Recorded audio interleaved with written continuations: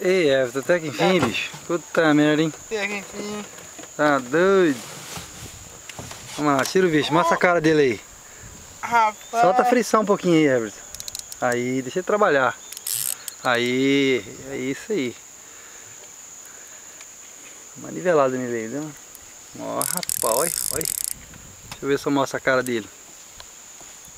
Não é a cara do você, não, é a cara do Pacu, rapaz. Você acha que eu tô aqui pra mostrar a cara de marmanja, rapaz? Você quer ver o Pacu, pô.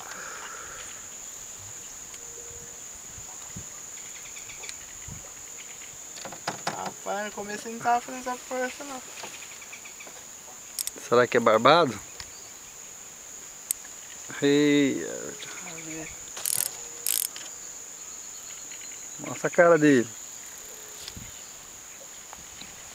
Olha o tamanho do barbado, rapaz. Um gigante, olha lá. Barbadão. Olha o tamanho do bicho. Grandão, hein? Olha lá. Ei! Mostra aí, levanta ele, Léo. Rapaz! Olha lá. Levanta ele. Ele tá, dá uma apertadinha na frição. Levanta, puxa ele aí, o Jet.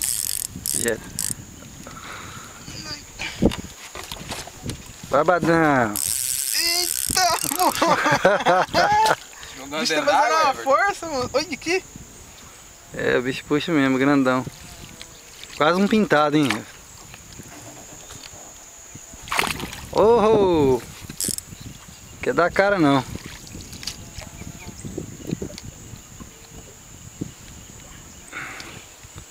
Oh! Pega pelo rabo. Eita, nós! Daqui a pouco o Everton cai dentro da água. Pera aí que eu vou trazer ele pra cá, você pega ele. Vem por trás dele. Ai, no Oh! começo tava... Nossa! Ele é bravo, o bicho é bravo. Eita, nós! Rapaz, ele o braço. Olha, rapaz, é grande, hein? É o barbado mais grande que eu já vi aqui, que eu já peguei. Já vi no barco pescando. Opa!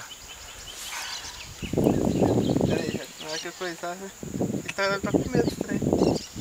Vai. Melhor isso mesmo. Caramba, vai ter que cansar o bicho. Aí pegou. Ah, mas Pera aí. caramba. Caramba, tubarão, hein? É... Deixa ele. Deixa ele boiar. Agora pegou. Aí, trabalheira, hein? Rapaz, Tamanho do bicho, rapaz. Vai dar 5 kg esse bicho aí. Rapaz, Levanta ele. pesado mesmo, hein? manda dentro aqui. Ei, bagunça da gota. Levanta ele aí, Everton.